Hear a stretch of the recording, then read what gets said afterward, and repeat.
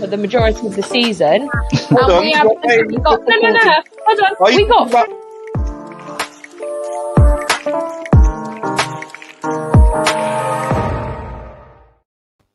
Yes, people, we are back. I see most of you have already seen the stream. It's called Chelsea Champions of Europe. Last night we was crowned champions. Champione. I'm not even a Chelsea fan, but my team are never going to win anything like that. So I just wanted the excuse to say Champione, to be fair. Yeah, I mean, I'm not gonna lie, it was a big night last night. Was it? Yeah, I mean, what was it? I mean, it was the largest European Cup competition. Was it? Oh, was it? I just. Oh my God! Really? We get it. We get it. Okay, we get it. Oh, I'm loving this. Oh my God! Oh. I wonder why. I should have just said no. No, I don't want to review the Champions League. I should have said no. You said yes. Oh, I should have said no. You said yes. This is funny. I mean, right. Go through some comments first. Voice is slowly going today. Yo, how you doing, Shell? Big up to you. Congrats to last night. You thoroughly deserve it. As City didn't play like champions, hopefully you can push in the league next year with Tuchel. Yes, I see that. Big up to Nippon. London is so blue now. Facts. Champions of Europe. We know what we are. Yes, we do. Let's go. Big up to Niall. What streams you got plans? Niall will be doing a late night stream later at 11:30. Tune in there. Late night. Let's talk. A massive Mount Foden debate, and is Pepper Ford. I'm looking forward to it. Yes, and Nippon says I collapsed into tears at the full-time whistle. Yeah, it was emotional. Big up everyone on this panel, brilliant panel. Thank you, Daniel. Voice still gone, Charles. You still drop. No, I think she's recovered from the alcohol. I think what she now has is a hangover / half her voice is no longer in her body. Yeah. Half the voice is in the particles of her living room. Yeah, I mean, it was a big night, you know. Do you know what? Like, there was always the aspect that Pep was going to overthink things. But, I mean, I always want your team to win, obviously. Like, that's the obvious part. But when we were playing against City, I thought, like, we've played them twice. Is it going to be, like, in the back of my head, it was like, is it going to, like, be that final straw that, like, we can't beat them the third time? But we did. Pep, really, really poor from Pep. Like, what are your thoughts? We're going to discuss City first. Like, what happened? Like, what happened to that team? Because they weren't the Premier League champions in that game last night. He got it all wrong. The thing is, right, with Tuchel, and look, Tuchel, and this is one thing that I admire about Tuchel, is for different games he switches it up. Like, I don't know if you're playing a Burnley, he's more attacking. He'll keep the ball. He'll break them down differently. With a City, he knows exactly what to do. Stay compact at the back, hit them on the counter, let them have the ball. But then he can also do the ball possession with Pep as well. I mean, he can do elements of both. What Pep got wrong is he was too attacking. So what he forced Tuchel to do was to stay compact, was to sort of sit back and hit you on the counter.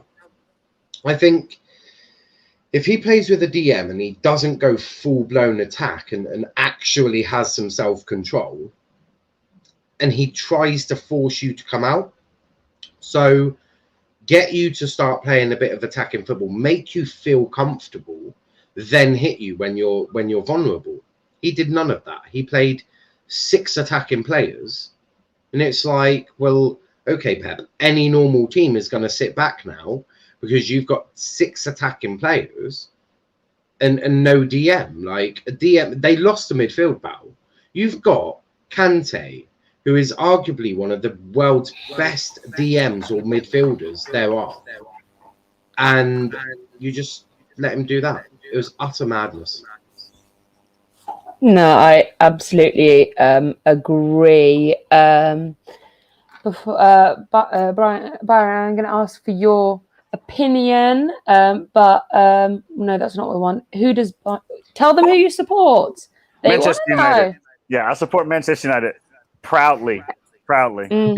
We love to see that. We love to Proudly. see supporting your team through thick and thin. 2021 is coming It in is. 2020. It is literally supporting a football team is like marriage, till death do us part. Like through how that sickness feels. and health. Like Yeah. Oh yeah, we can still we can get thumped 6-0 by Charlton at home, and I still have to support and love this club.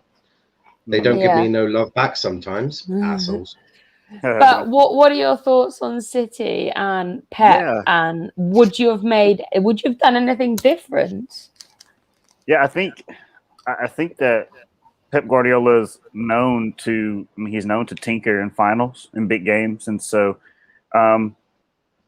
it may have backfired. Pep did exactly the same thing that Oli did in the Europa League final. He started too many attacking players and had limited options off the bench when he lost the lead. Well, when they not lost the lead, but when they went behind. So Pep Guardiola, for all of his wonderful achievements and his wonderful style of play and his ways of coaching players to become some of the best at what they do in the world, Manchester City hired him to win the Champions League, and that was the first one that they'd gotten to in their history, which is a big step forward for that football club. But Pep got it. Pep overthought it. He got it wrong, and it cost him. It cost him. You know, I think for as wonderful as Pep is as a manager, that will be a black mark on his CV going forward. It has to be, and I think he does have to come under some serious criticism for that. Not saying not to the point where he loses his job or anything like that. He's got money in the bank with Manchester City, but yeah, he let the fans down and he let his players down with his team selection. So they deserve to lose. They deserve to lose. Chelsea weren't overly brilliant in the final, but they were excellent at nullifying Manchester City. So if that's what Tuchel set out to do was to nullify Manchester City, the game plan worked perfectly. They got the goal, and the rest is that. Unfortunately, I'm glad City didn't win. I just love the fact that I remember when Aguero was like, "I'm not leaving till we win the Champions League." Well, don't let the door hit you on the way out there, pal. Yeah, it was bad.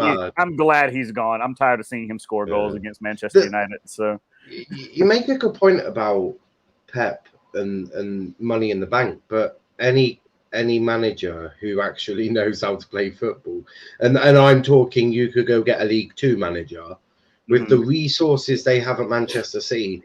All of them can be very, very good domestically. It's not that difficult. Yeah. In terms of Europe, though, I don't know where it goes from here. I mean, you presume he stays in his job, but I wouldn't bank on it. I wouldn't bank on it at all. I think it's a matter of if and not. Sorry, not if. I think it's a matter of when and not if for Manchester City with Pep Guardiola at the helm. I think they will win one, just with how strong they are. But it was a really good opportunity for Manchester City to play against a side that, even though Chelsea had gotten the better of them over the last two fixtures that they played against one another, they were still a stronger side. And they just didn't impose themselves onto Chelsea. They didn't force Chelsea back. They didn't push Chelsea back. And they just and of course, like, losing Kevin De Bruyne didn't help. But at the same time, when you're trying to nullify Manchester City, losing Thiago Silva doesn't help your cause either. But Christensen came off the bench and did an excellent job as well. Also, So De Bruyne wasn't that good last night. So, I actually didn't Max, think De Bruyne was that speaking good. of De Bruyne's fractured his nose and his eye sockets. yeah, Rudiger. I messed feel it bad, up. but then I don't. The link will be going in the stream about halfway through. Halftime. She said halftime, so it'll be in there at halftime, guys. But for me, like De Bruyne didn't really do much, to be honest. How Fernandinho didn't start, I think that was such a major problem for him. Or Rodri. Either one needed to be starting. You needed something, because there was nothing in that mid. Literally nothing. I was looking like, but if you look at it, out of the 4 games we've played against Pep, the 3 under Tuchel's unbeaten against Pep. Yep. He's been excellent. Like, and I don't know, like, I think it's a problem for Pep. I think he does overthink things. I think he makes things harder for himself than needs to be. I can't actually, apart from Phil Foden, not one of those players look like they wanted to be on the pitch. Yeah, not one of them. Well, I also think that Pep Guardiola put himself, again, like I was sitting there and when I was watching the game, I was like, I feel like I'm getting sympathy deja vu from the Europa League final, because Pep looked like he didn't know what to do. You know, he should have brought Fernandinho or Rodri on at halftime because the minute Fernandinho came on, they started winning the midfield. They started dominating the game. And Chelsea were evenly matched with them in the first half. It was back and forth. Like Chelsea were going at them just as much as they were coming at Chelsea. And as soon as Chelsea got Fernandinho on, it was like they forced Chelsea further and further and further back to one point where about 20 minutes to go, every Chelsea player was inside of their own half. And that's what you expect to see when Manchester City play against people. So for me, Pep Guardiola, he should have brought Fernandinho on sooner. He should have brought Aguero on before he brought on Gabriel Jesus as well. And for me, like there was just a lack of balance and stability. But that's what happens when you throw all your eggs in one basket and it doesn't work. And so he looked like he didn't know what to do, which reminded me of Ali in the Europa League final. But I didn't have to care about City losing that game. So. And people thought that I was going to not shame, like people thought I wasn't going to give him any stick for losing, considering that Man United lost to Villarreal. They were wrong. they should have done better. Granted, I take nothing away from Chelsea. They were excellent in nullifying that team. Phil Foden was the only person who looked like he was going to make something happen. And there were moments when the Chelsea defense did lapse. Like Ben Chilwell had a couple of moments. There were a couple of missed interceptions, but they couldn't turn anything in. They didn't lay a glove on Chelsea. And so, I mean, you've got to give them a lot of credit. It was thoroughly deserved. Tuchel's been incredible for Chelsea since he's come in. It was a great acquisition. Yeah, no, definitely, absolutely agree there.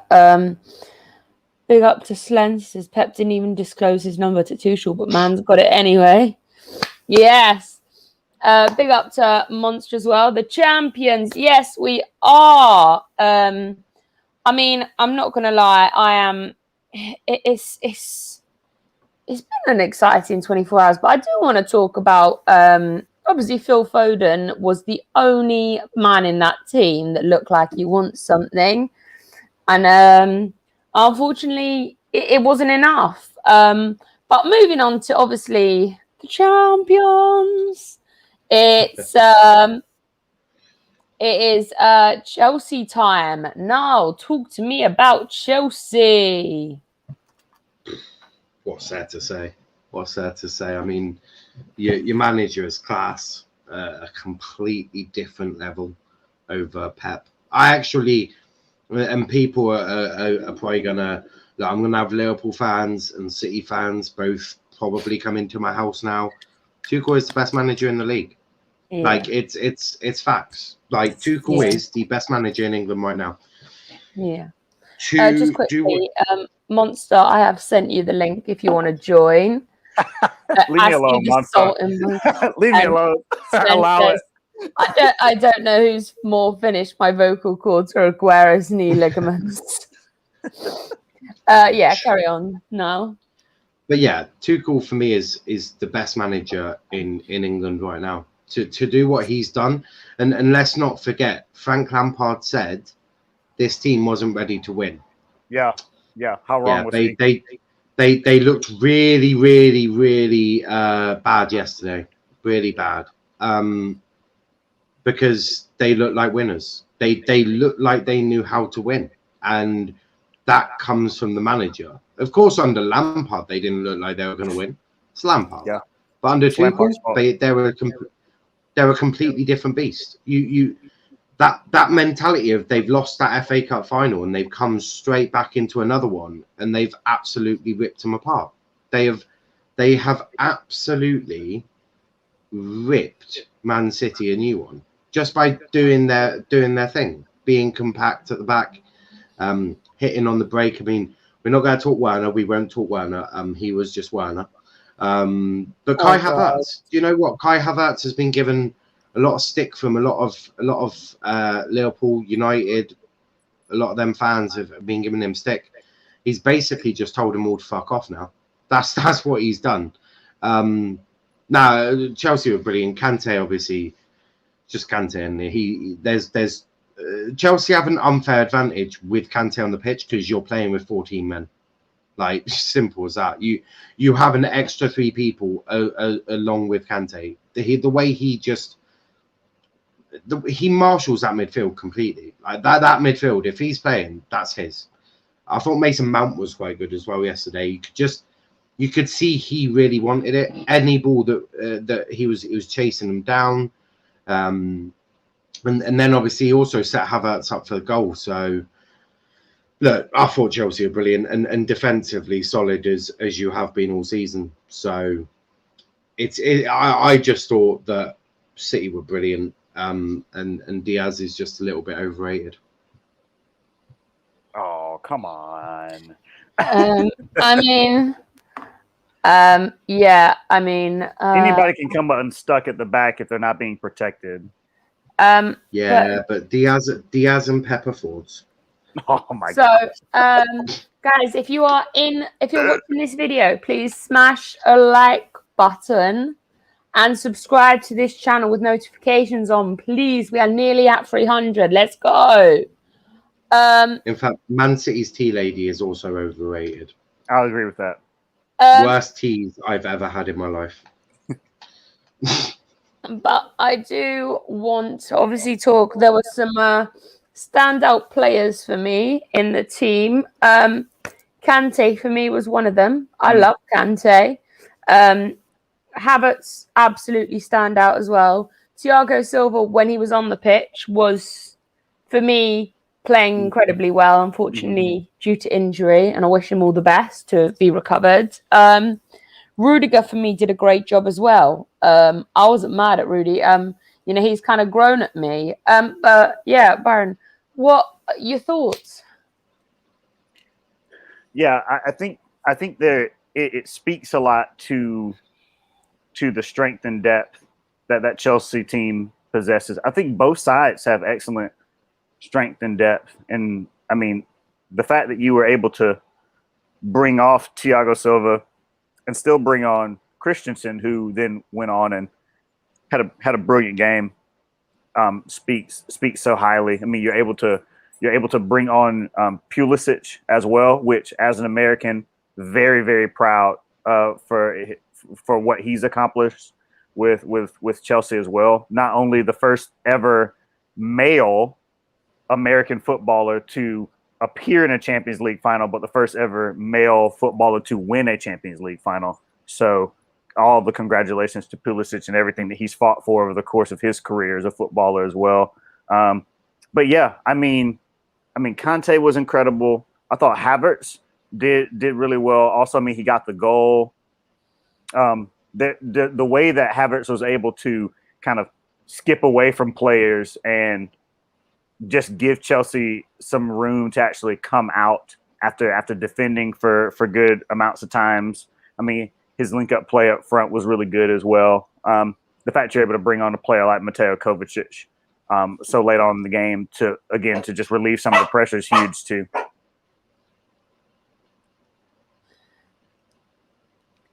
Someone's got some dog issues.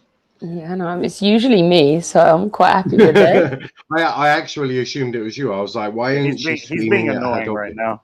It's okay. I have dog issues all the time. Yeah, so carry on. And Conte. People were saying he was finished.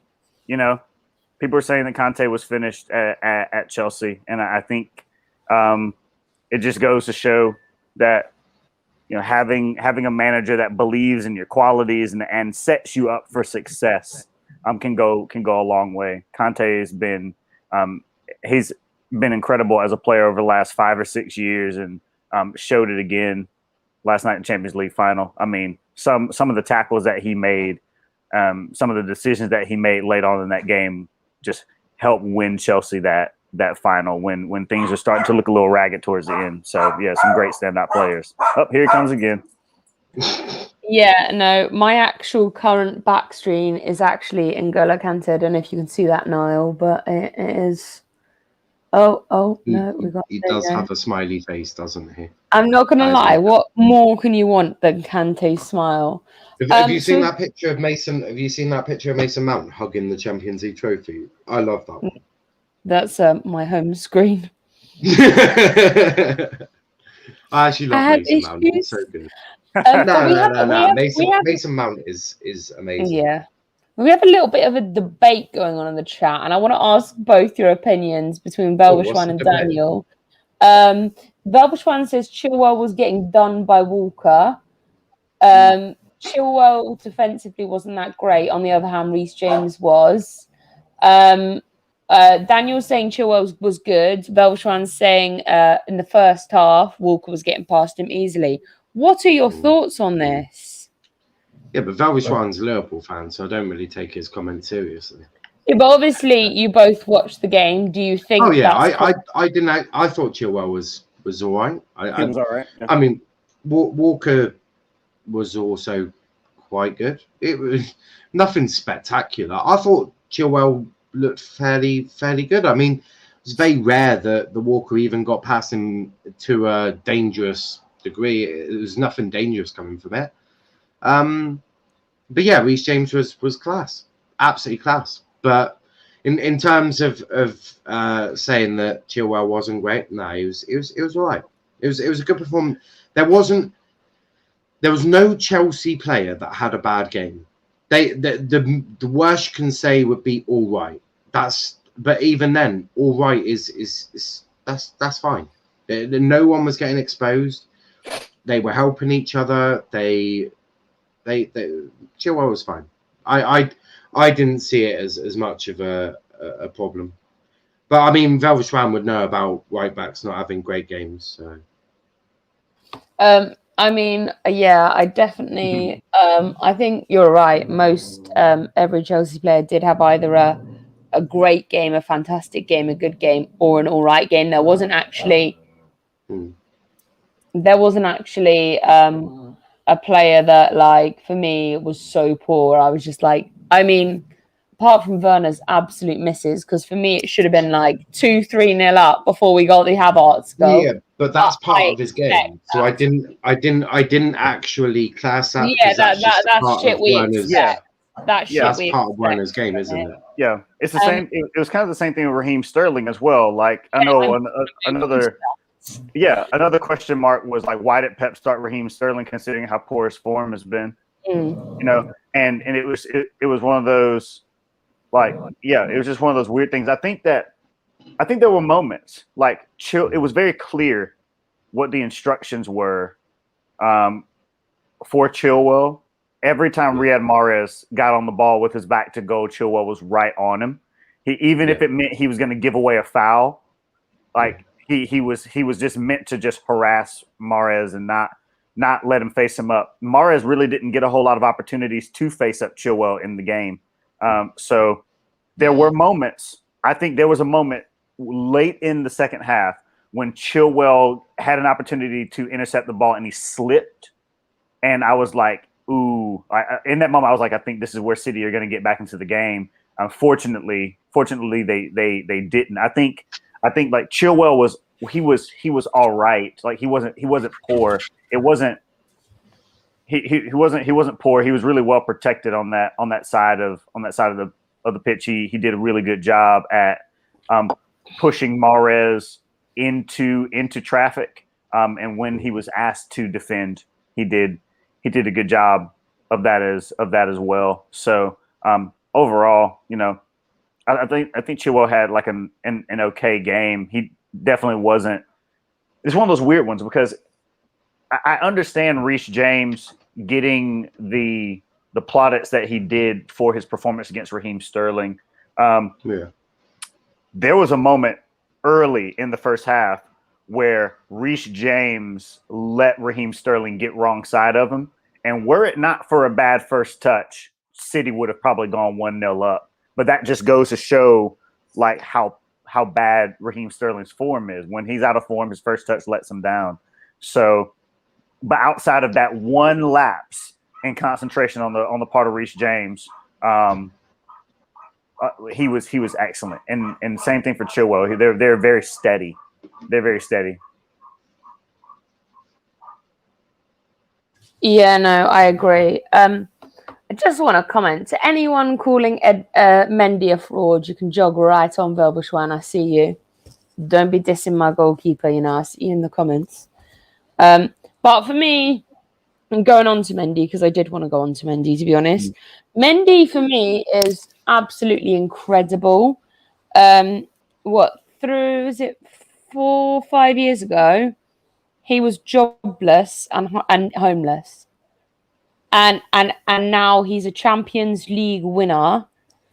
And he absolutely incredible, to be honest. I'm really happy we've got Mendy.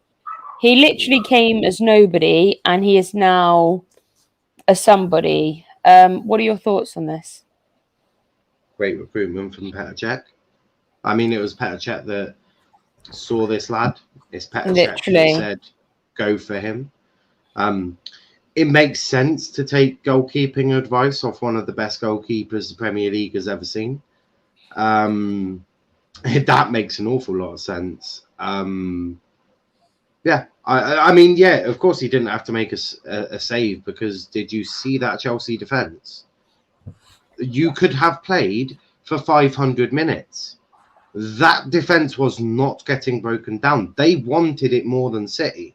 You could just see it in their faces. You could just see it as a team, the camaraderie, the fight, the desire, the way they're going to back each other up. There was no one in that defence who was slacking. And even when Christensen came on for Thiago, they still had that desire. They still had that fight.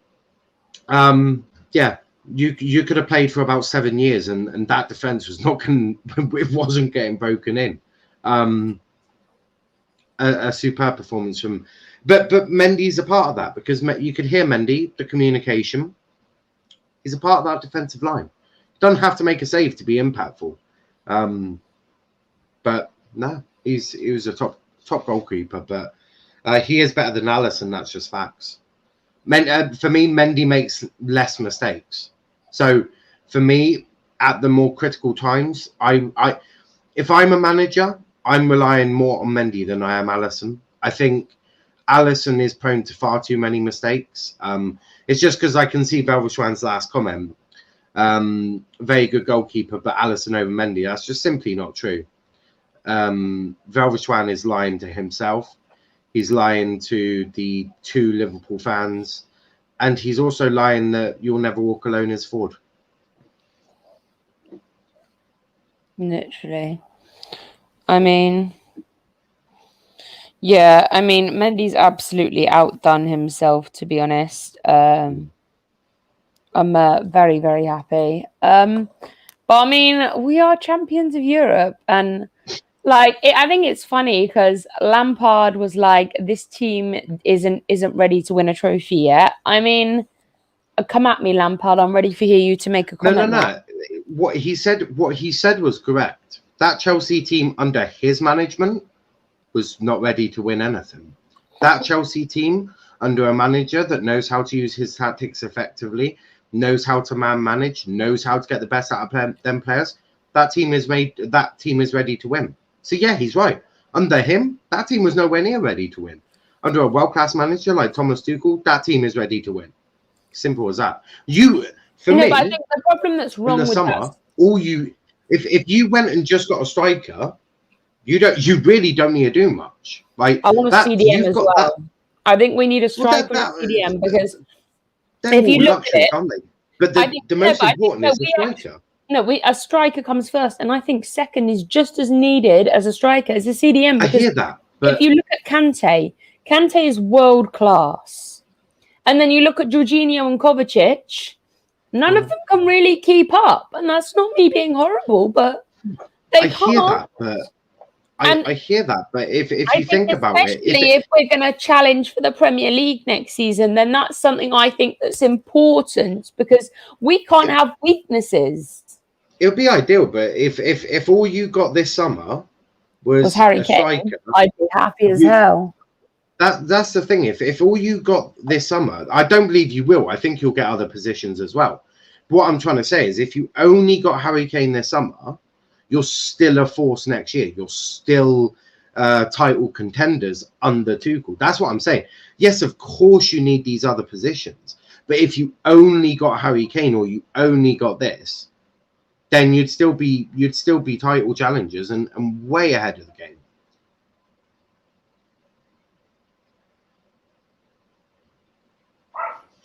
You're on mute. Yeah, I realised that now. I mean, yeah, it's an interesting one. Like, I get the striker situation. That's something we really need because Werner. Everyone's like, but Werner's a striker. But at Leipzig, he was their second striker. He wasn't their first. Yes, he's not a striker. He's not a striker. I prefer him on the wing. On the wing, he's much better.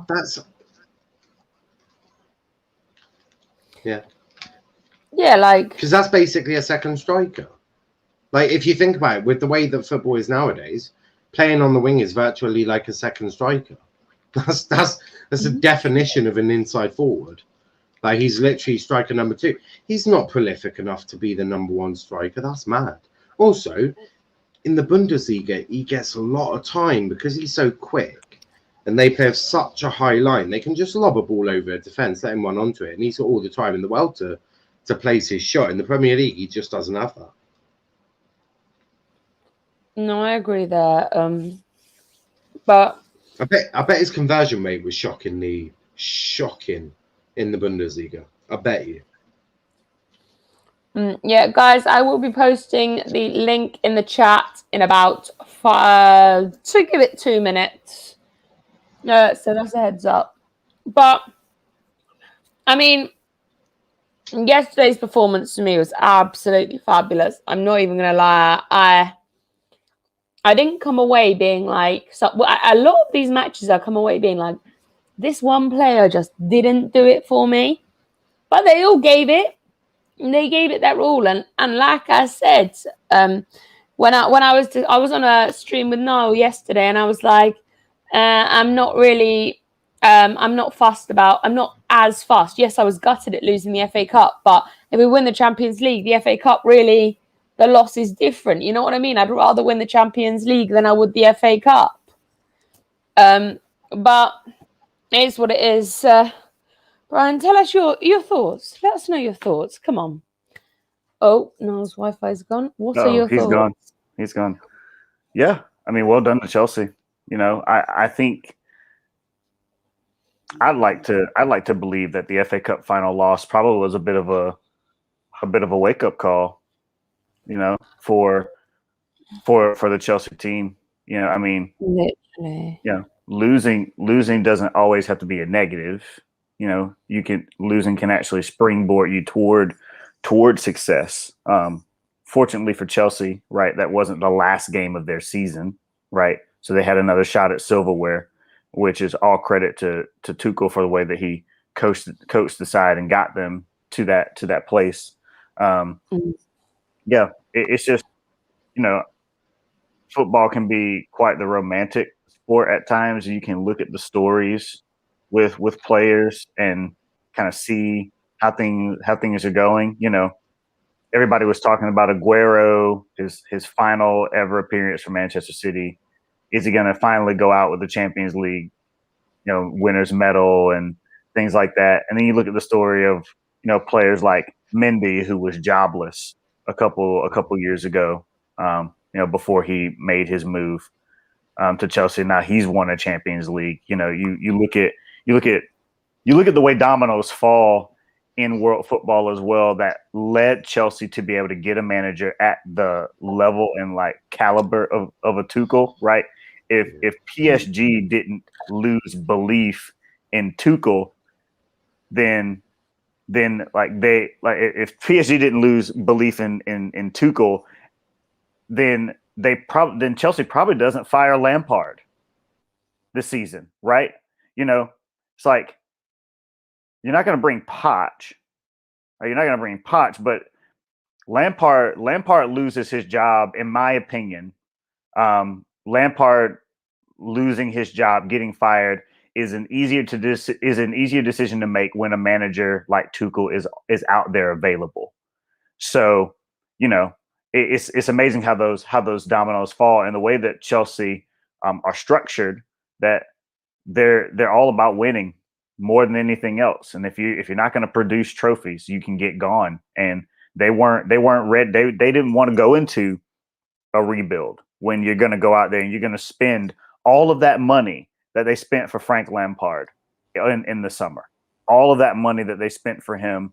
And he's going to, you got to look at it from the perspective of Roman, where Roman's looking at Lampard and saying, you mean to tell me that we spent over £200 million for you in the summer on players, and you're going to tell the fans that this team isn't ready to win, and we spent that much money for you to win? So if you don't think that they're ready to win, and we spent that much money, we're going to go get somebody who can take this group to finals and win trophies. And what Chelsea have now under Tuchel is they have a steady manager, right? They're already in conversations to sign a new deal to keep him around the club. Like, the sky's the limit for this Chelsea side under Tuchel. I'm interested to see, and just like that, the landscape of the Premier League is shaken up once again. It's no longer just Pep and Klopp, right?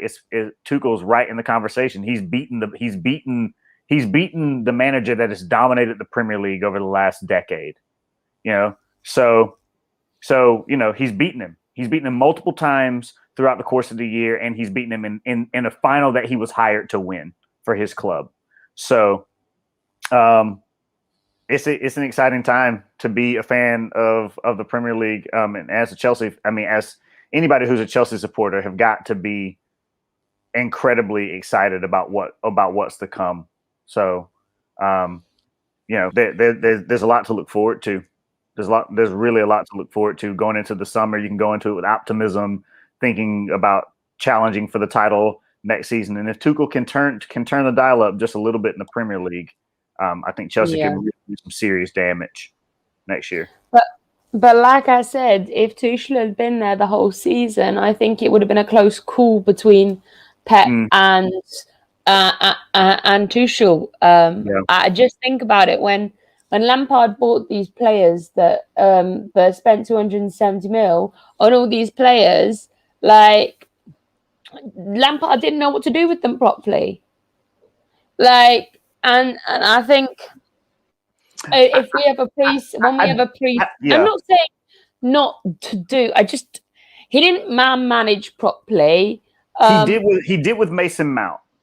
No, Mason Mount. But I'm talking about these new players that he brought in. He didn't know what to do with them properly. That's Yeah. Mason Mount, obviously. I mean, that we saw, but with people like Pulisic, why do you, like if you look at it now, and I was so frustrated at the time, but if you look at it now and the difference between Pulisic now under Tuchel and under Lampard, like where's the injury record? That's gone down, like because he's being managed. Yeah. And I just think that with a preseason, a striker, hopefully a CDM as well, I think Tuchel, I think Pep has something to worry about. I really do. I think he actually has something to worry about, to be honest. And I mean, I think Pep should be worried. I think City and United should both be worried next season because no, I agree. because I think it's not that I don't think United will buy this this period. I think they will buy players, but how do you stop someone who we have like two pieces of the puzzle missing, but even with those two puzzle pieces missing, we're still winning the Champions League. How does someone stop us when you finally get those two pieces back in? Like how do you stop someone that then becomes possibly unstoppable? Because for me, if we have a striker, a lot of our problems go away because a lot of our problems are either offside or we're not getting the ball in the back of the net. Werner, 12 out of 46 goals on shots on target, and only 12 of them out of the 46 have gone in. Like that's not good. Like I think that's the problem. Yeah, I think the landscape of the Premier League going into next year is really looking good. I think for the first time, because Liverpool, I mean, they've got to improve off of last season, right? Their squad isn't dead or anything like that. Like they're going to go out, they're going to improve. City are going to improve. United are going to improve. Chelsea are going to improve.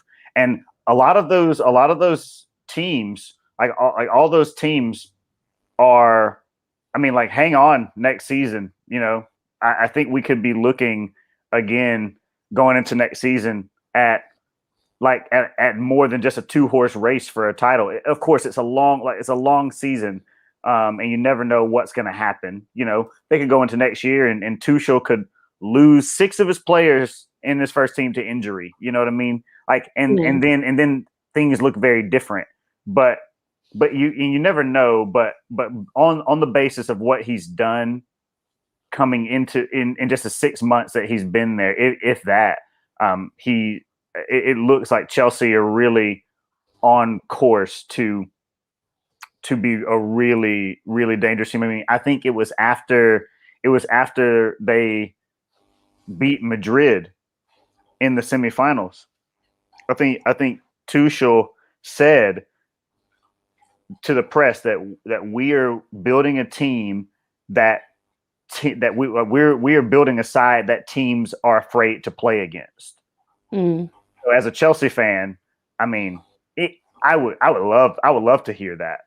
I would love to hear that. You know what I mean? Like we're building a side that teams don't want to play regardless. So I think that's really, you've got really, really good manager. He's passionate. He's passionate. He cares about the players. You know, it looks like he's got something to prove. He looks like he's got a bit of a chip on his shoulder after being told by PSG, "You're not good enough." Like Tuchel's won things for PSG, and they got rid of him and hired a guy who's won nothing. You know, he's got. It looks like he's got a bit of a chip on his shoulder, and I mean, so I'm looking forward to. I'm really, really looking forward to next season. And for me, as a Manchester United fan, I hope that this pushes the Manchester United board to strengthen, like in big ways over the summer. A lot of big players are linked to the Premier League this summer.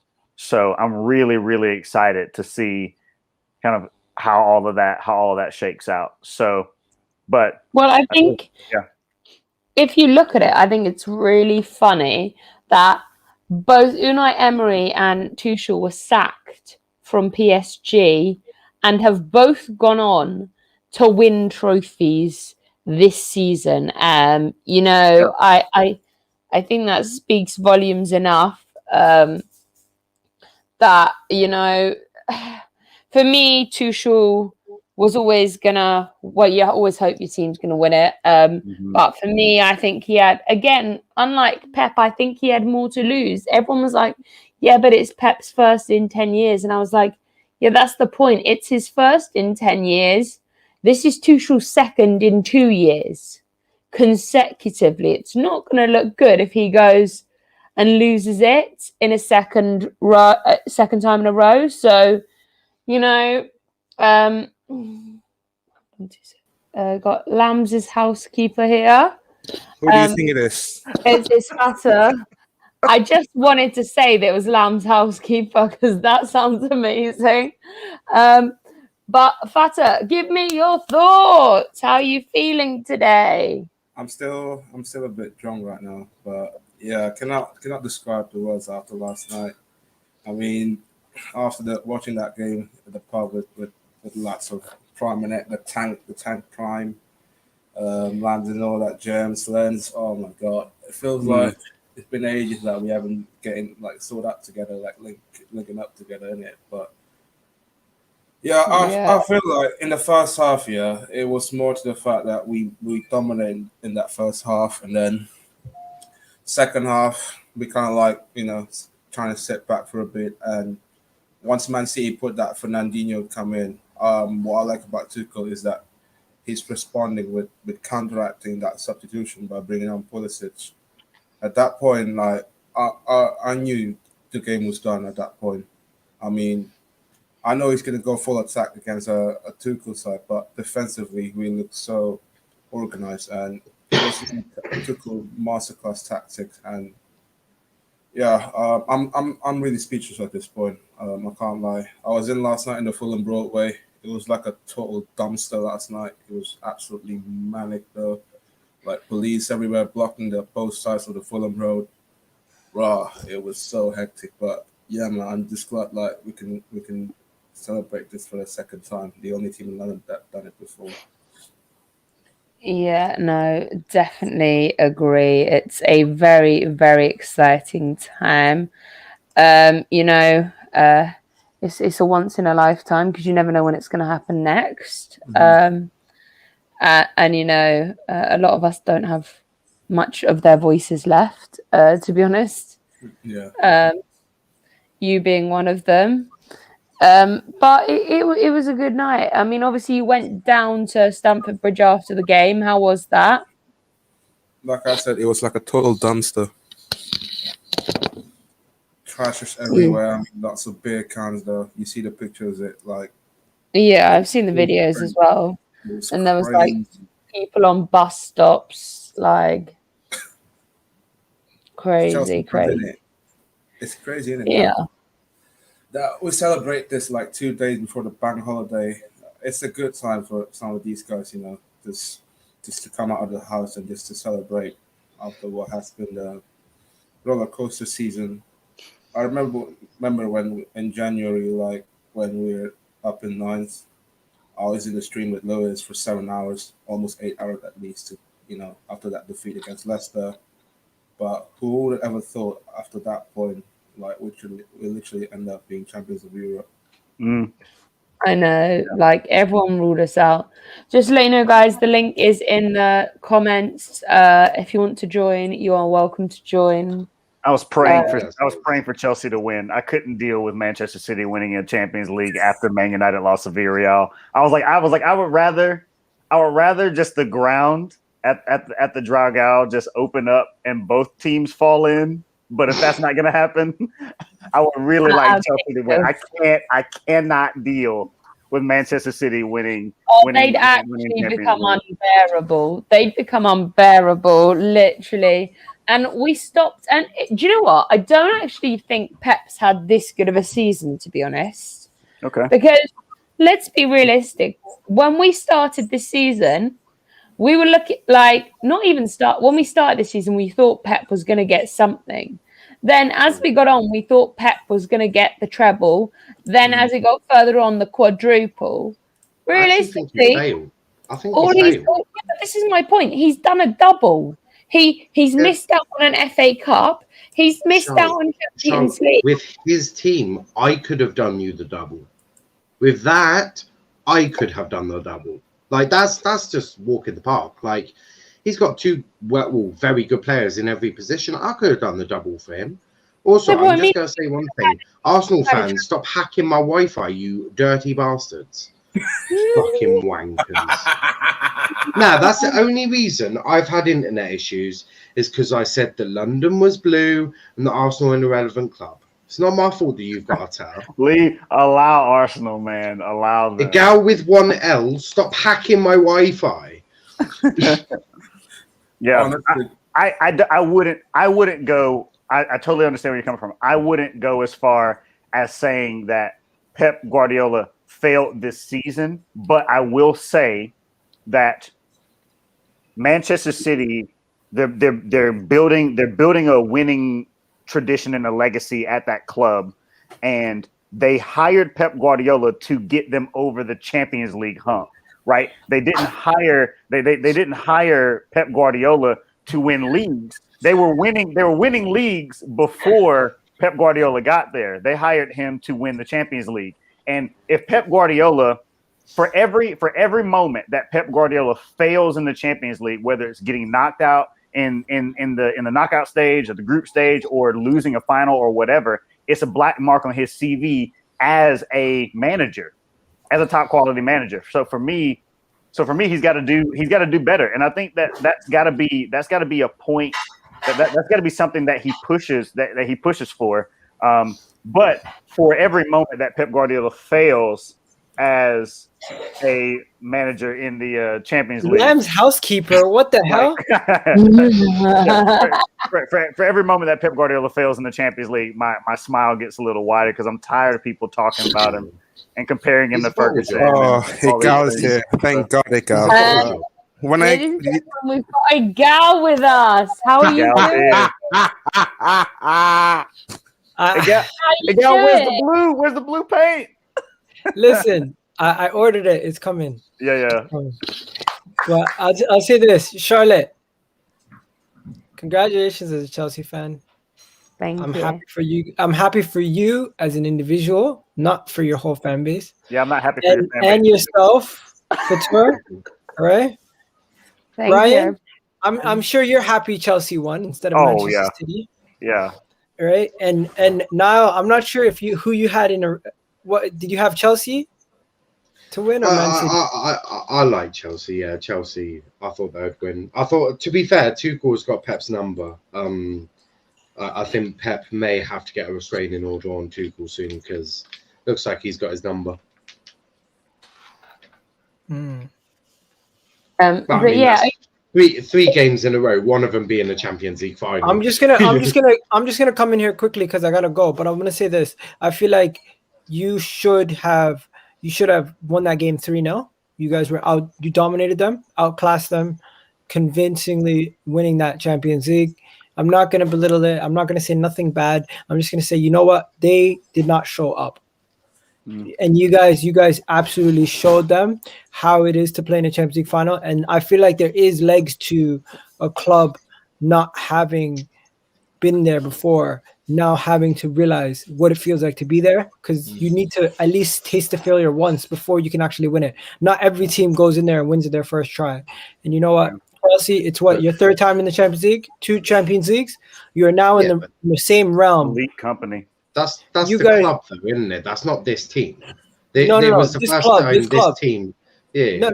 No. This club now has 2 Champions Leagues, so it's like you guys are now in esteemed company. Yeah. No pun intended to Manchester City fans, but I'm just gonna ask: Is London blue now? Like that's not even a debate now. I don't know why you're asking.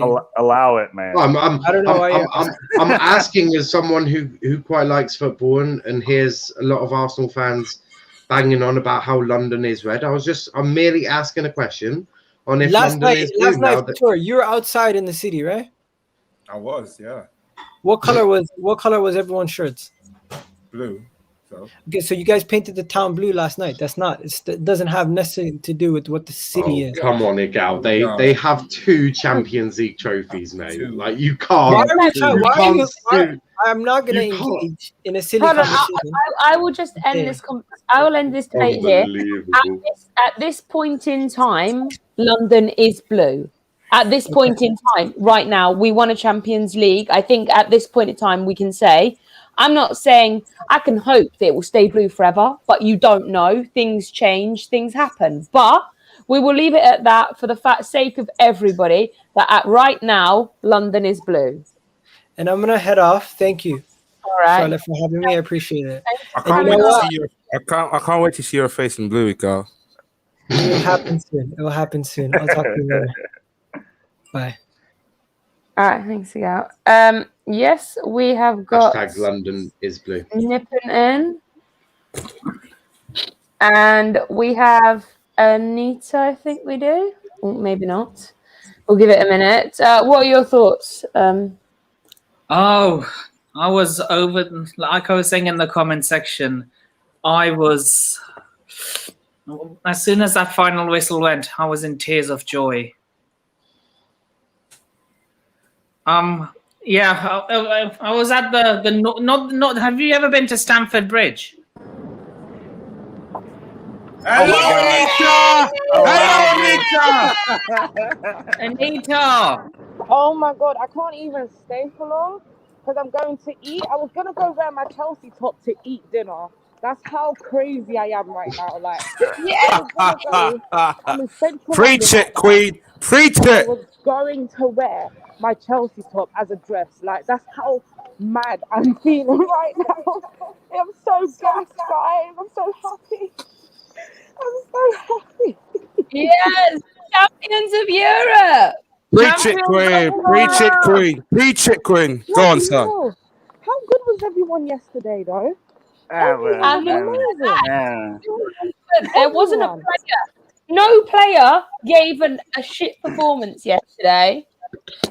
Exactly. And guys, put some respect on Rudiger's name, please. Thank you. Thank Put some you. respect on Antonio Rudiger's name. I did apologise. I asked for Rudiger higher, but I haven't said. Germany's centre-back partnership should be Rudiger and Boateng. Yeah, Anit, how did you feel about last night? Like, what was going through your head? I cried like 10 times. I cried so many times because I was so happy.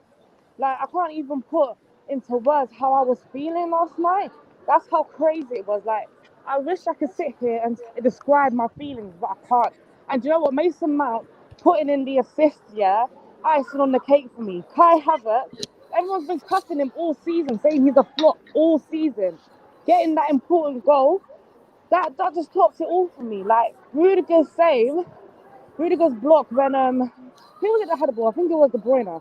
Actually, I can't actually remember, to be honest. But Rudiger, his interception was sublime. Reece James, my God, after Kante, man of the match. Like, he had Sterling in his arse. Like, oh, it was just In a spliff. It was bad. In a spliff, like, literally. But guys, I've really got to go. But Charlotte, as always, love your channel. Always coming on whenever I can. But guys, have a good evening. Bye. Have a good evening. Bye. Bye. Yeah. So, what are your thoughts? Honestly, I'm over the moon. Look, I wouldn't usually pray in public, but the moment that final whistle went, I was like, to my God, thank you, thank you, thank you, thank you. Like, my hand was like this after the final whistle went.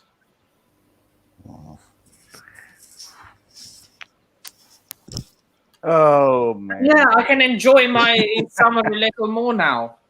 Fine. You seem how do I put this? Deflated. You seem deflated. I'm really not. honestly, Are we talking about Man United fans being deflated? It's okay. Yes, It's okay. I'm all here for that. It's okay. One day soon, you might actually It might be you one day. I know you've done it Oh, before. allow it. Don't even go there. Hey, one Just- day in the fall. if I was you, just 2021 whack up more Football like- Manager. Just I want to get hear Football all the Manager up. United Yeah, fans. literally. Just get a bit of Football Manager up and Coming. Yeah, just 2031 is coming. Ryan, all you need to Oh, do shut is up, just Charlie. load up Football Manager, and see your team successful again. Because under Glazers, I that's just will. not physical. Hey, Niall, you're assuming that I already haven't been doing that. All right. It's okay.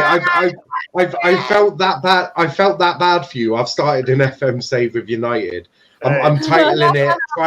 I'm trying to take what is it? A fallen giant back to success. There it It's is. fucking difficult. It's difficult with your owners. First Hey, transfer window, giving me I want to 34 hear million all them pounds. United fans. I want to hear all them United fans who try to tell me that that Portuguese Ravel Morrison is better than King Kai.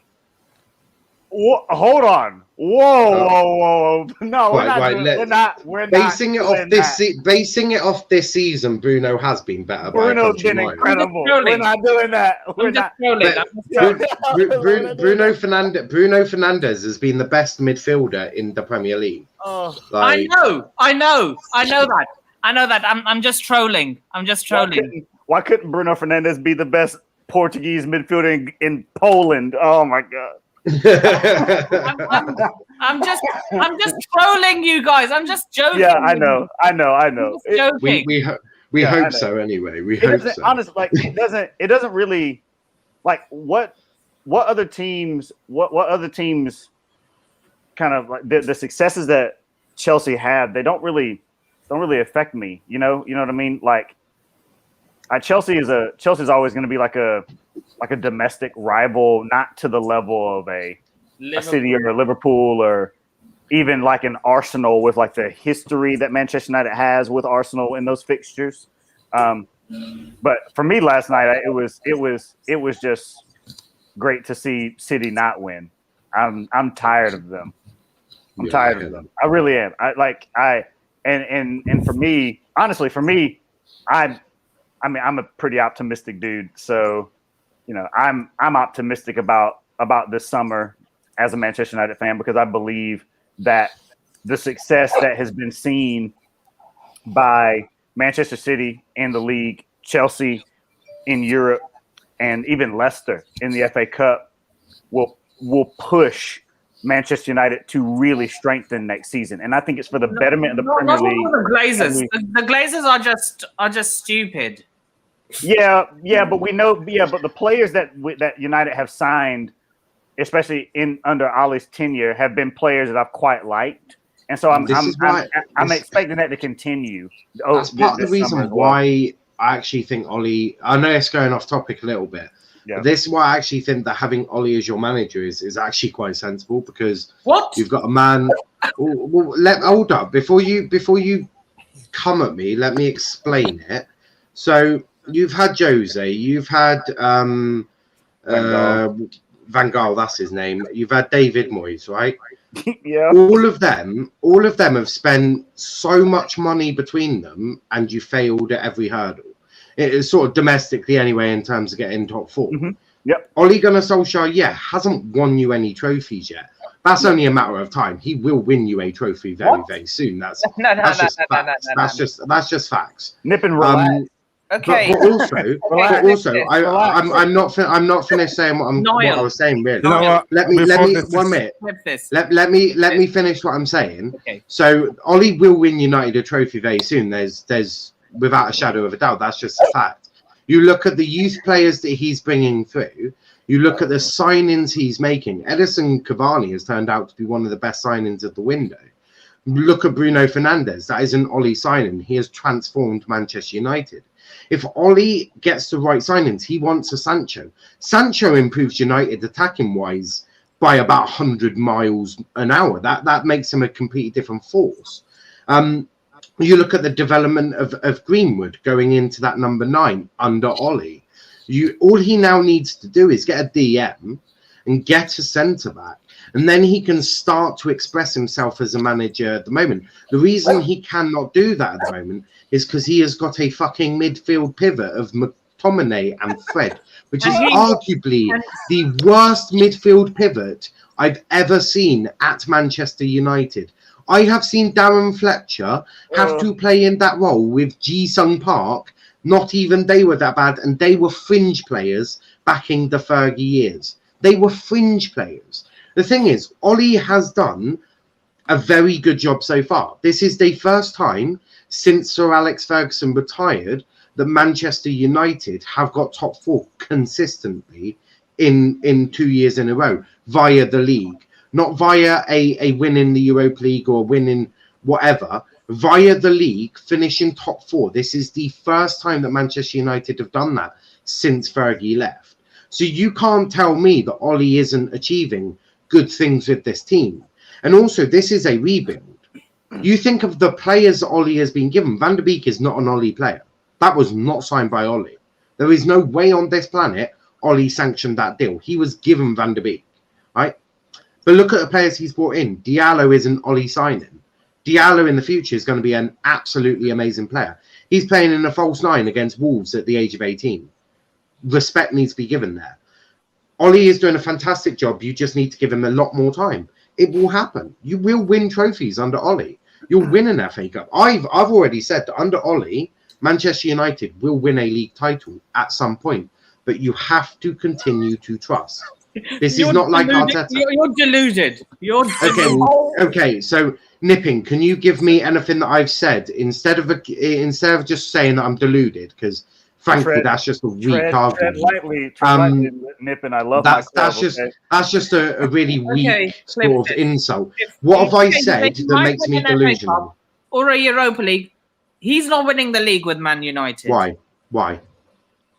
Because there's so many managers that are just better than him.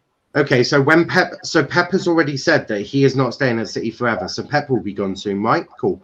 Klopp has already said at the year 2024, at the year 2024, Jurgen Klopp is going to leave.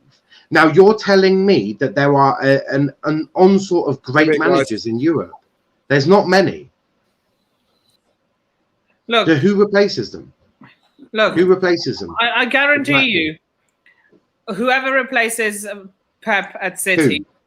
Well, that's what I'm asking. I'm asking a name. Let me finish. Well, say a name. Don't just say who. Say a name.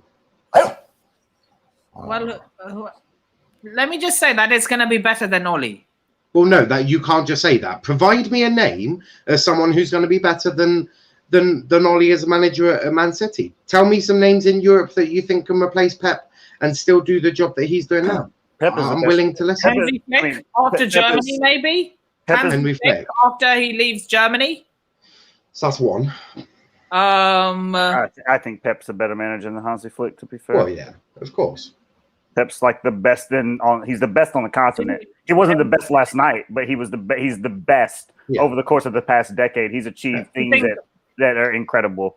So you're saying if Pep and Hansi ever came face to face, like say if Hansi was still with Bayern and Pep with City like next year, do you think Pep would get past Bayern? Yeah, quite easily.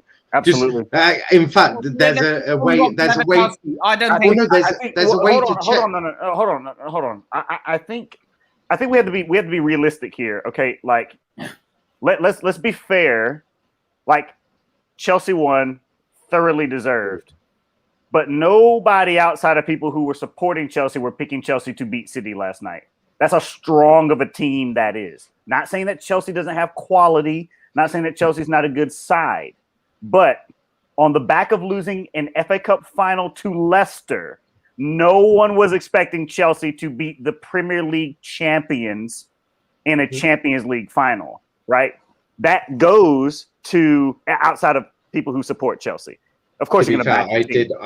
I did say Chelsea would win, and I'm not. My thing was I was like I just have unbelievable ball knowledge. Yeah, I was like, man, I hope Chelsea wins. I just can't deal with City winning the Champions League. That was my whole deal. But for me, I don't I don't know if I would go as far as you would, Niall, on the Ali thing. I don't necessarily know if Manchester United. I don't think that Ali will win a Premier League with Manchester United personally, as a Man United fan. But I will say that the work that he's done, I have immense amounts of respect for. The team that Ali leaves the next manager with won't need anywhere near as much work as the team that Jose left Ali with. Ali's done a tremendous job at bringing in some players that have really done great things for the club, and the club has progressed. Yeah, Manchester United lost the Europa League final. I don't give a flip about that competition, to be completely honest with you. Like, I didn't care about the Europa League when United. I don't care. Like, no one. Here's the other thing, like the context. No one was expecting Manchester United to even get out of their group. And then at one point, Manchester United could have topped the group, and they did it. They went down to the Europa League. I didn't care about the Europa League. I'm not going to bank Ali's success or failure as a manager on a competition that I didn't care about when they got into it in the first place. I don't care they lost the final. Trophy. Like, a trophy's a trophy.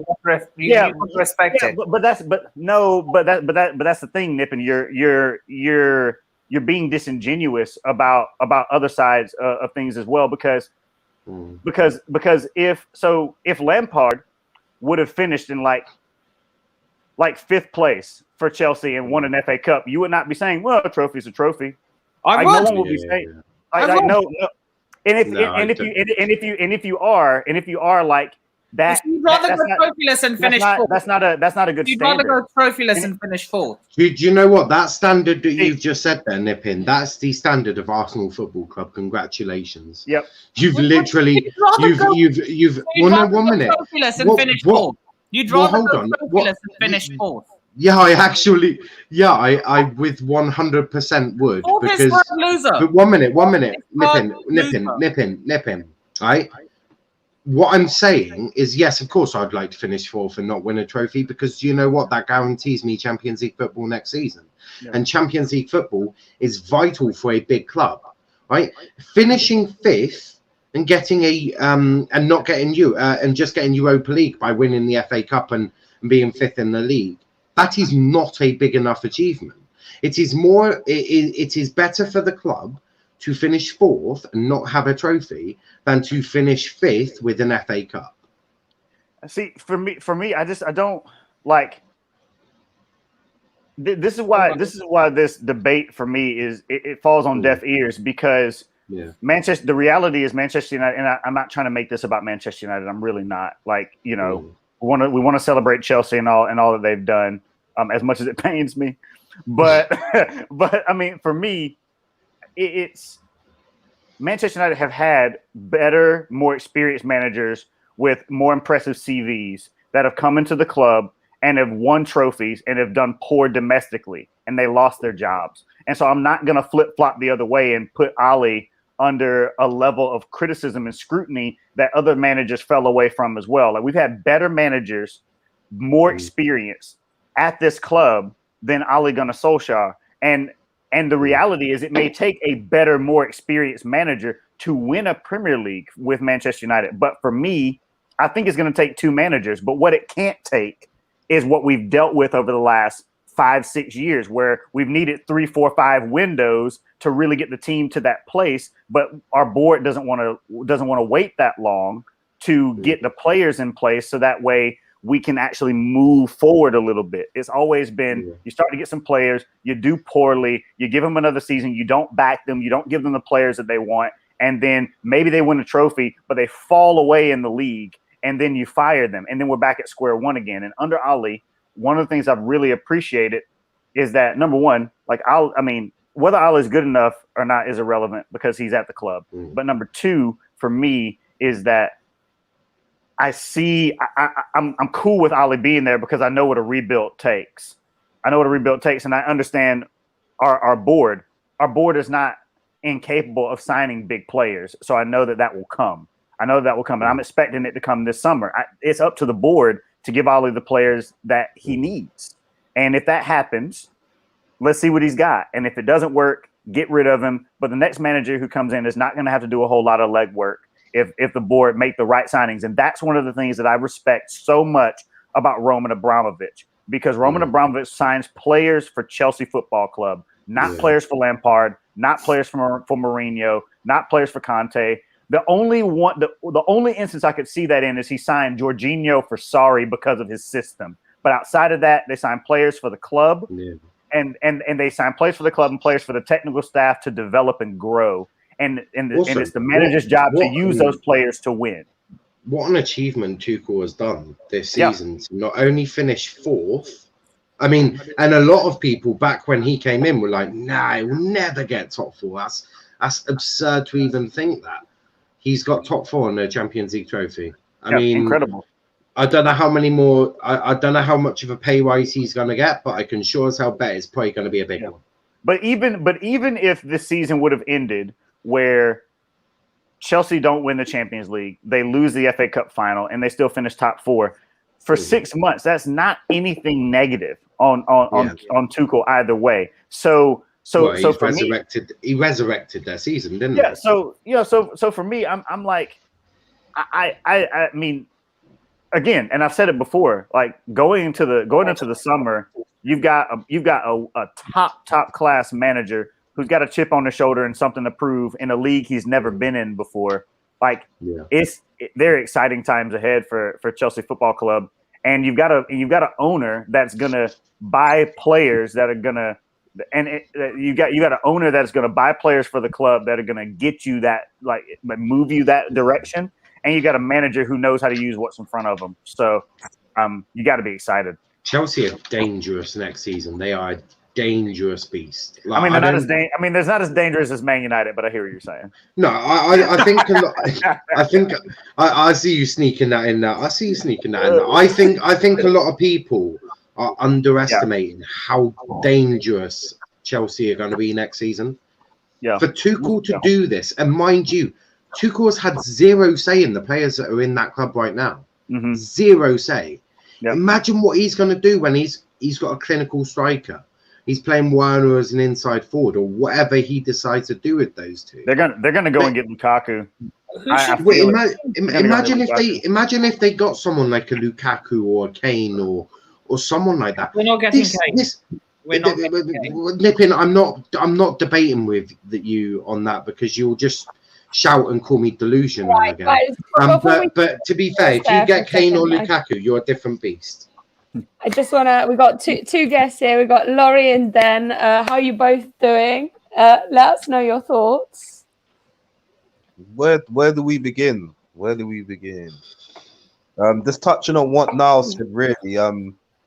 I mean, it's something that we've had in many conversations with the watch-alongs about getting in that striker that can actually put it in the back of the net for you. It does make you a different contender. And right now, if you was a player, obviously, Man City's attractive because they've won the league. Chelsea are the next most attractive team because they've just won the Champions League. So, like, again, what Niall said, certain players come in, boy, it's going to be peak for everyone. Yeah. I think he's right on that. I think, like, the big debate is, I saw a lot of talk last night. The big debate is who's had the better season. Like, Chelsea have just done wonders in terms of Tuchel. You look at what they've done with top four, winning the Champions League, and then City have gone from a potential quadruple to a bet. I know me, you, and Niall were talking yesterday on my stream, and we were talking about how they've gone for a potential quadruple to, let's be honest, a very minimal double. They were never going to win the quadruple to begin with. So, like, no, but they were never going to win. I don't think that's success. I don't think City have had, in terms of what City are capable of, it's just been what they've done before, and the fact that they could have caused like quadruple, they could have done records, beaten records. They've now done the same thing they've done for years, like Carabao Cup. Okay, fair enough. They've won it 6-7 times in a row, and like with the league, they're consistently winning it, and they should with the team they've got. And now Chelsea have just gone and beaten them, and they also knocked them out of the FA Cup. So the way I'm seeing it as a player, Chelsea look like the team that are going to develop and become the next best thing. They're going to be, we're talking Drogba final days. I hate saying it, and I know Charlotte's sitting there praising, but also look at the average age of that Chelsea squad as well. They are very young. I think it's 26. But if you take out Thiago, right, and you take out Giroud, the core of that squad are ridiculously young.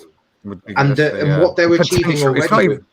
But I just want to, obviously, yesterday I was on Sideline Talk podcast for a show. If you haven't checked it out, please check it out.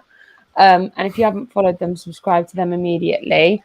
But I just want to obviously point out. Yesterday I said that everyone was laughing at me when I said the FA Cup really wasn't that important if we win the Champions League. But obviously I was right. So is what it is. But you could have done both. Imagine doing both. That would have been scenes. No, I get that, but you're all acting as if we've had this manager for this manager came in with players that he didn't buy with the team. Have you been asleep for everything I've just said about for the last 5 minutes? Have you taken a nap? I literally just said.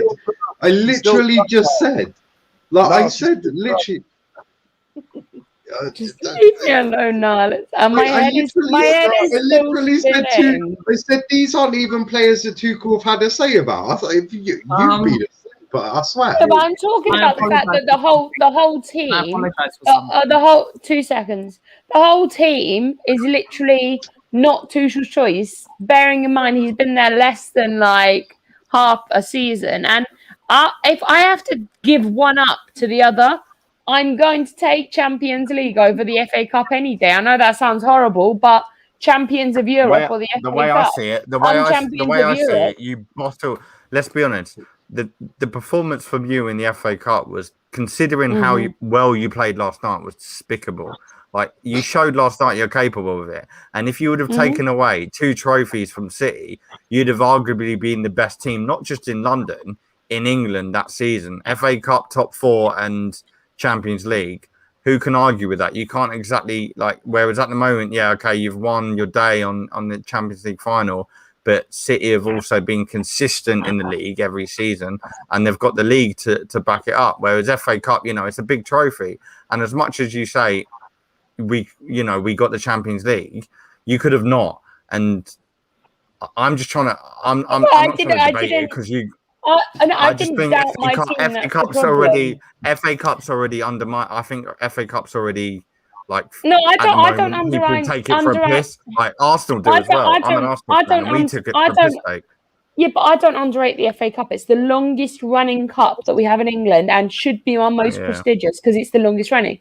But you need a win at Wembley as well. That's the thing. It would have been good and that's for your morale. Problem. I get that, but it's got to a point now where winning 2 trophies this season wasn't really in my game plan. I didn't. Yeah. I know we made 2 finals. Yeah. But I have to make a decision, and as harsh as it seems, I would rather, because personally, bearing in mind, if you look at our issues, basically we have mentality issues a lot of the time. We have getting the ball in the back of the net, figuring out what offside is, and dealing with Werner up front. I think that's quite a big problem in itself. So if I have to win the Champions League, because look at Werner, he's still bollocked to sit up in the Champions League. He just did a Werner. I'm not even mad about it because I expect what I was quite impressed in the fact is that you went with the false 9 and you still managed to beat what is arguably English's best defense this season. Let's be real. I think Ruben Diaz was in everyone's team of the season or what have you. He was player of the season. I can't remember in the top of my head, but yeah, signing the season, stuff like that. You played with a false 9 and you still beat them 1-0. But I mean, we don't need to talk about FA Cup because this is about the Champions League, and you've done it. I just think there is big fish to sort of fry next season with Chelsea because now you've got a reputation to keep hold of.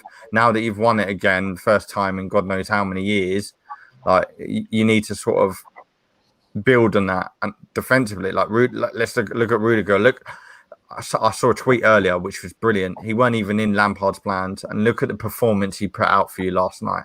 Absolutely, undeniably, like the best player on the pitch, nearly. Not even just that stop with Foden; it was the fact that he just was good all round. And I know City fans are probably giving like their stick about De Bruyne went off injured. They are diabolical, and I said this earlier. I was just about to say, even with De Bruyne on the pitch, they did nothing. And like the way I see it, I was just saying this to the boys in the pub. If the English boys turn up like that, even Foden, we're not going to win. Like everyone's expecting Foden to be the different kettle of fish in the England team and to show up and make something different. If he plays the way he did last night, he's not going to really do anything different for us. I think even Dele Alli would do the same as what he did last night, and that's saying a lot because I hate the fucking guy. But yeah, I think last night. That's a bit disrespectful to Foden. I think we have to be very careful with these youngsters that we're not putting too much pressure on them, and we're not. But I think City rely on him too much. That's the problem. No. City rely on him too much. But we can't, again, either as a City fan or going into the England team, these standards, we have to remember they're still kids. They're still young. Yeah, but they've relied on him all season. Even look at Mahrez. Look at Mahrez. Apparently City are going to sell him this summer. Apparently he's got, it wouldn't surprise me because of the age, but he's been one of their best players this season. That says a lot because he doesn't really play much. You wouldn't say he'd be the first right winger in City squad, considering they got, your Bernardo and stuff like that. But I think they're just relying on like Sterling. Usually you look at Sterling and think, oh, he's the first, like he's a pivotal player. He hasn't been this season. He's been one of their worst. So for me, it was a bad bunch of City players against well up for it Chelsea. I was on the phone to my friend earlier, Charlie, who's on our channel a lot, and he was out there and he was like, yeah, City just played back. Like even he said, he was like, we were up for it, but City would just look knackered. Like I said on the chat, they looked hungover. I think they just didn't seem themselves. If they would have been, I would very much be surprised if there were people out there that actually expected a one. I know you said it, Charlotte. You said 1-0 either end, and I was baffled when you said that. I thought surely both teams score, but the fact that absolutely, I didn't even. Besides that chance I just spoke about with a Rudiger off the line or whatever it was, right when he just blocked it and it looked like it was bottom corner. I didn't see any chances out of him. I thought it was just a bit diabolical. I think they handed it to you, to be honest. And the fact that Tuchel, I saw the celebration. Obviously, for me as an Arsenal fan, I was sickened. I didn't really want to see it because I'm just jealous. I'm like any other fan in London. You can be a Tottenham fan, Arsenal fan. You could even be a Brentford fan. You're not going to like seeing a team like Chelsea get that success because you just want it yourself. Everyone's hungry as a fan or a player. But I think personally next year Tuchel's got a lot of jobs to do, and what Laurie touched on with the striker, it's going to be very interesting to see how you play that. Obviously, Giroud's going to have a decision to make. To me personally, I would keep him because he's just a nice player to have as a squad rotation player. He seems happy as well to be able to settle for that. Wages may be a big concern, but why not have him on the bench to come on? He can obviously do a job. He's shown it for Arsenal, shown it for you lot. We seem to have sort of bitten ourselves in the arse with that because we sold him to you and he's turned up not just against us but against other teams. So wait, when did he ever score against you guys? When did he ever score against you guys? When he played for us? Giroud. Oh no, sorry, no, he hasn't. No, but he's turned up. He's turned up. He hasn't scored. But yeah, I don't know. Did he score him back? I don't want to remember. He scored him back. He scored him back. Yeah, and then he thanked. And then Den was about to say, did he score him? Den was like, did he score him back? Or actually, I don't want to know that. Don't tell me. Yeah. I asked the guy a question, right, and he bottled it. I'm going to ask you a question. And Charles going to love what's coming out of my mouth next. Now allow it, man. No. Arsenal fans have been at me, not Den and Lloyd, but Arsenal fans as a unit have been out at me in force. So now I'm giving it back. And London is now definitely blue, right? That's not even a question. Oh, Jesus Christ. I mean, I'm not gonna say it, but I'm not gonna go around shouting London is red. To be honest, one thing about me, I'm not. You have to admit it now. No one has to admit it. Even I would admit it. No. Let's be real. I saw certain. I'm never biased. As much as I like the London derbies, and I said yesterday on our channel about how much the best game of my season was probably when we beat Chelsea 3-0. Like it was, because it was just a turning point for Arsenal. But when I hear people, North London derby win. Sorry, Really? Did you not enjoy the North London derby win more? The North London derby Chelsea win was more. Chelsea win was bigger. Chelsea win was bigger. Oh no, that's we were in a Tottenham. bad. Tottenham are a tiny club as well. Like that's just Chelsea facts. was bigger because we were in a bad position when we played Chelsea, and Boxing Day probably turned us around a bit. Like we just lost to Burnley and God knows who else. So no one expected us to win. The fact that it was Christmas. Dan, real talk. Do you think if Tuchel was manager, do you think you would have still beat us on Boxing Day? Ooh. Well, hold up. I don't like this alternative. Arsenal. Well, not really. Arsenal beat Tuchel at Stamford Bridge. Yeah, that's the thing. That's true. Yeah, Kepa and goals. I mean, we've beaten you twice. But the way I see it, Nippin. it's an obvious answer. It's an obvious answer because we played you, and that was recent as well. That was what, a couple of weeks back, maybe a month ago. So it's not even like, it was at the start of his. We still beat you with him in charge, and to be honest, that was a lucky win. That was a lucky win. I agree with that. You gave us a goal. We're going to go back to Champions League now. On that note, I've had enough of this. Charlotte, she sit there because she don't want to talk about the fact that I'm sorry. I'm talking about the fact that we're champions. Ole, ole, ole. We are champions of Europe. She wants to get back into a party mood. She wants right now with this conversation, it's making me want to go back to the drink again. I don't need to go back to the drink again. Please, God have mercy on me. Drank enough for the whole bank holiday weekend. I don't think you need any more. I literally looked at my vodka this morning and I went to my neighbor and I just went, just take it, please. I'm done. I can't even look at it. I couldn't even look at it. I was like, on this vodka. I was just downing it like it was water last night. To be fair, I said to Charles yesterday, if Chelsea win, she has to do 10 press ups, and she was unconvinced by doing the press ups.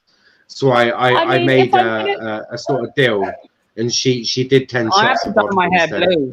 I have to dye my hair blue. Just to clarify, if I have to do 10 press ups on a wooden hard floor, that's going to be 10 concussions for me. And it's going to take me like 10 days to do them because I can't do press ups. I'd literally just smash my head. I'd probably end up with a broken nose, knowing my luck. Gal's got to paint. He's got to paint himself blue now. So I can't wait. I'm not gonna lie. It's a good day. I'm probably gonna. I mean, it's bank holiday weekend. What more can you want? Holders of Champions League, though, Charlotte, just a question, and probably for the rest of the Chelsea fans on there as well. What do you think actually needs doing? Because obviously you've got bigger fish to fry now. It's not just a case of keeping in the top four and stuff like that. You've got a reputation in terms of you're holding the Champions League. Like that's in your cabinet now, and you've not had it there for donkeys. So it was like 9 what do you years. reckon now, in terms of starting 11 and like work-wise, in terms of the squad? Where do you think like the work needs to be done? Because you're going to try and, I guess, title is next. You're going to have to look for the league title, maybe winning that again. I'm sure Tuchel will want that. FA Cup. I mean, I'm quite happy going for the midfielder. I'm going for the FA Cup next season. I think that's where we need to be challenging FA Cup, Premier League, and title challenging our title. We have a Champions League title. Let's defend it.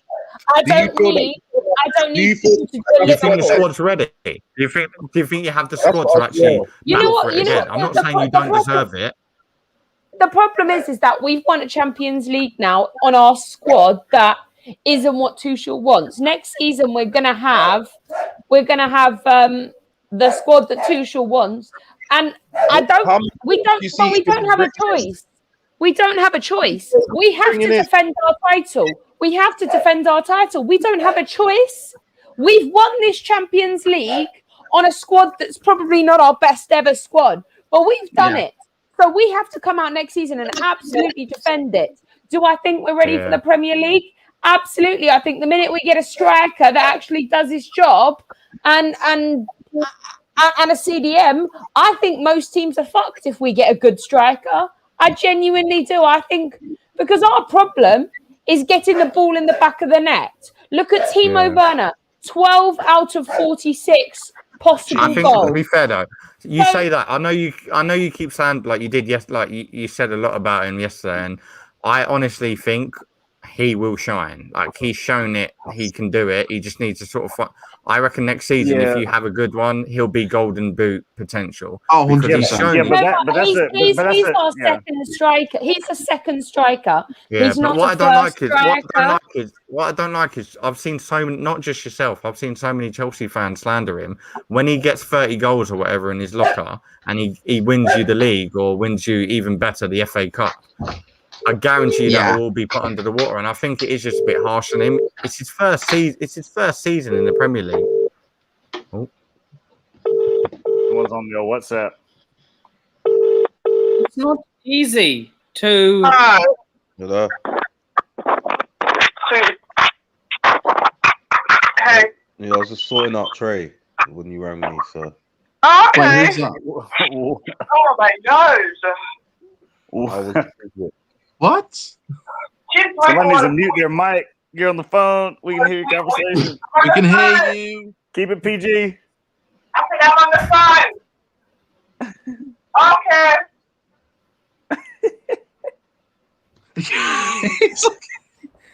that sounded like good. Start. I think we need to mute Nipoon's mic because he's on the phone. There we go. Unbelievable. Yeah. Jesus Christ. The scenes. I'm Niall, and I'm still deluded, and I have an alcohol problem. I'm sorry. I thought in terms of Werner, I thought this was an AA meeting. Sorry, my mistake. I think Chelsea fans need to respect him more because he's going to honestly, if you do win the league or FA Cup next season, I would bet a lot of money he's going to be pivotal on that. I think he will. Oh yeah. Be that, and I've seen people say, "Oh, sign a striker. Werner doesn't deserve to be in the team."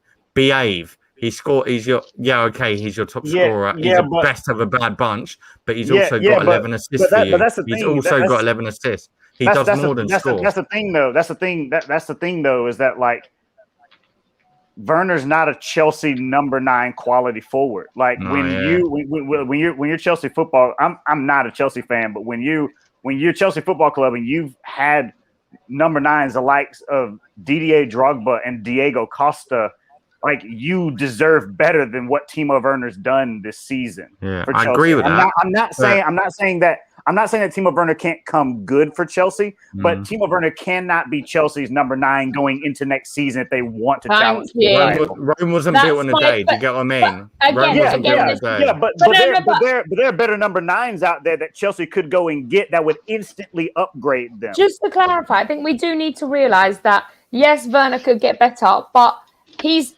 next season. I think we all have to admit that unless it's like Carabao Cup and FA Cup, he's not going to be number 1 striker. That will be the striker we play in. Because I mean, actually, for Premier League games, probably the less important games he'll be brought in. But I'm being realistic here. Until he earns that place, he's not first position. He isn't first striker. He isn't my first point of call. Yes, he could get better next season. That's right. But he might. This is the problem. He might not get better. Yeah. That's my problem. It mad that you don't play him there. Yeah, but You play him out he wide, should be on the and wing. in He should Germany be on he the scored wing. like 40 goals. He should be on the for wing. Leipzig Yes, out he's on. up top. Yeah, and So I don't okay, so blame him for having a bad season. yeah, but look at the way they play. They play a high line. They kick the ball. They cross the ball over the defenders. He has time to get the ball in the back of the net. He doesn't have time here. We play completely differently. It doesn't suit him. He's better on our wing than he is as a number Surely, if you're not 9. going to play him as a forward, though, you may as well. The way I see it, if you're not going to play him in that prime position where he's shown he's capable, you may as well sell him because he's young now. He's shown he's capable 12 times with 12 You goals. can't have a 54 million player sat on the bench because he's hold not on. going to You're have saying, it. you're saying on the bench. You could have him. One mate. You could No, but use even out Werner. wing, you've got people to play out wing. Pulisic is capable. For me, Timo Werner in the English league, in the Premier League, is a inside forward. Yeah. Now that obviously most of these top teams play with the one up top with the one traditional 9 and the 2 inside forwards, I see Werner as an inside forward because at Leipzig he was the second striker. That is virtually what the inside forward is. It's now the mix of a winger / inside forward / God knows what else they want to chuck in the job description. I see Werner as more of a winger, sort of inside forward, because he gets the assists, and no one can say that he doesn't. I just think that as a number 9, he's not quite there. Yeah, especially like if you think about, I mean, you even think about, like, I look back at when the last time Chelsea won the Champions League against Bayern Munich, right, 9 or so years ago. I mean, they were like really up against that Bayern Munich team, but Didier Drogba got one really good chance at that near post and put it in. That's the type of clinical forward that Chelsea team needs if they're going to go up a level. Like, I'll be honest, if Chelsea go into next season with Timo Werner as their main striker, they will not challenge for the Premier League because they won't be able to score enough goals. It doesn't matter. It doesn't matter how good Tuchel is. It doesn't matter how much Kai Havertz comes of age, how much Mason Mount improves, how fit you're able to keep Pulisic. They won't score enough because they won't have a reliable person to put goals in for them. Scoring 12 goals for a team that is trying to win a Premier League title is not enough. And especially if you're not going to spread that evenly amongst the squad as well, you've got to have somebody. You got to have somebody who's going to be your primary goal scorer. And I think the problem is in terms of goals, you can't really look at City. None of their players are in for a golden boot this season. They spread it around the squad. They spread, that's the thing. That's the difference. I don't think that this you look at Foden. I think Foden's got about probably 12. I think Mahrez is even on about 12.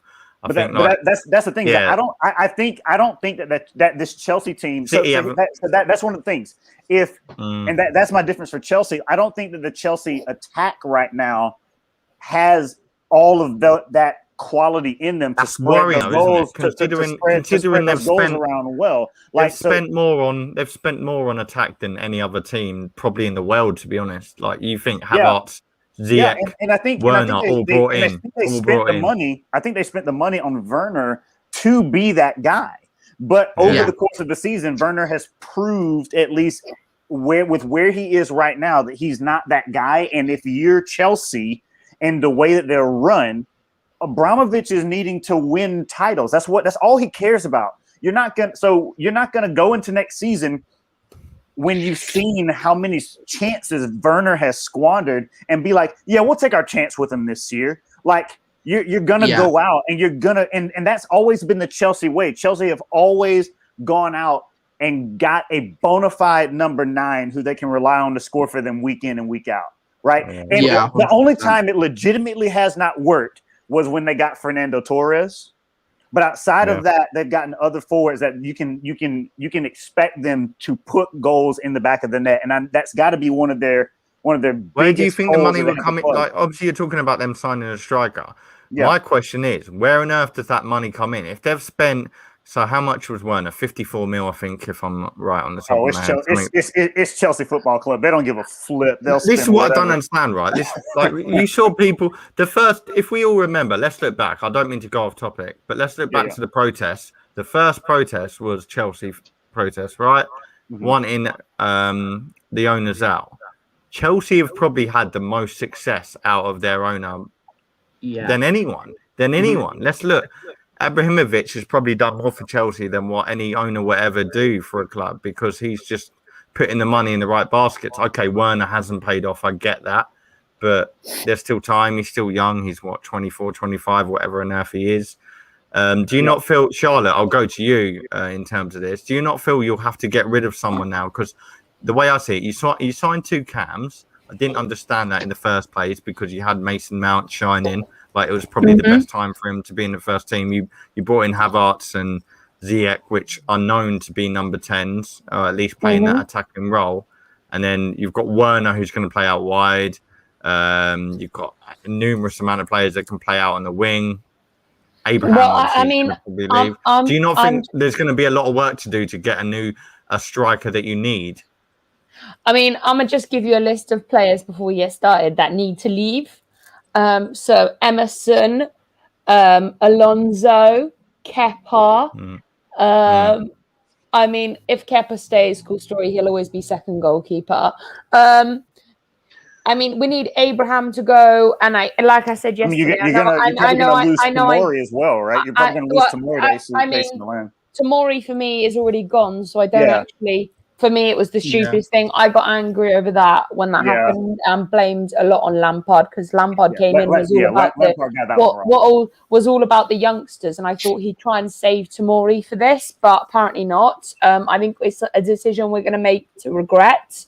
I think Ziyech actually has done absolutely bugger all for us this season. I think he's absolutely been a big flop, and I'm quite happy. I'd give him one more season. I actually, I give him another year. I would give him a season, but he doesn't deserve to start. As far as I'm concerned, he hasn't earned the right to start.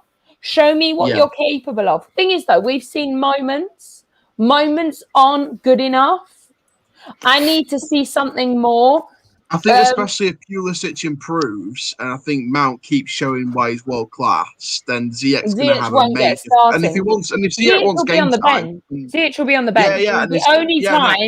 The only time he might get game time is in the Carabao Cup if we've got an easy team and they want to rest. If he doesn't show how good he can be, and if other people are getting ahead of him, then and he wants first team football in the next year or two, then he needs to think about leaving. Yeah, but on that note, we're going to wrap it up before I actually lose my voice. We've spent for nearly 2 hours. To end the broadcast. Pardon? Yeah, that's fine. Please. After we've ended it, mate. Aaron, where can people find you? So on Twitter at Aaron_Challoner, Forever Football DRFC on YouTube. Congrats to Matt Smith, our loanee this season, because he's in the Welsh squad for the Euros. So congrats to Matt.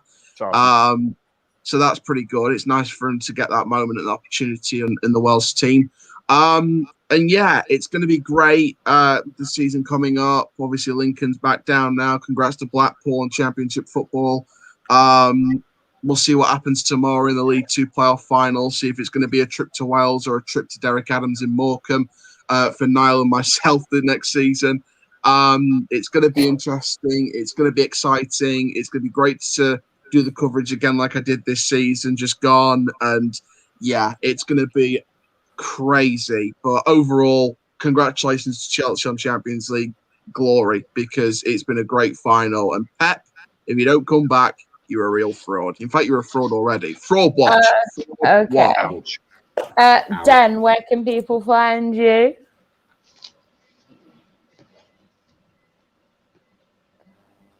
Dan, where can people?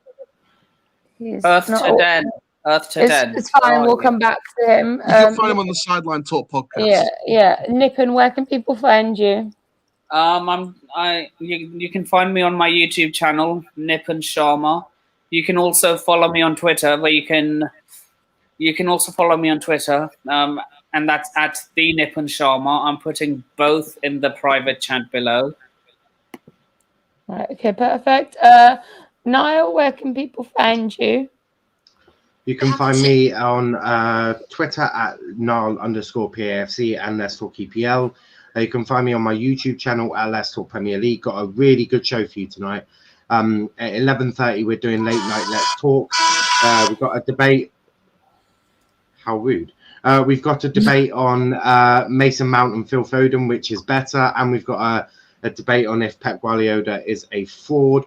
You can also find me on the First 11 Mondays at 6:30 when I bully Aaron for about an hour. You can find me on this channel sometimes for like Wine and Football. But the most important thing to do is hit that subscribe button. As if not, I will have to arrive at your house uninvited. And normally 9 out of 10 times that will not end too well. Just like if you don't subscribe to my channel, Charl ends up at your house. So we really do double team this very well. So, it's a win-win. So you ought to have that subscribe button pressed because I am watching you right now. So do it. Thank you.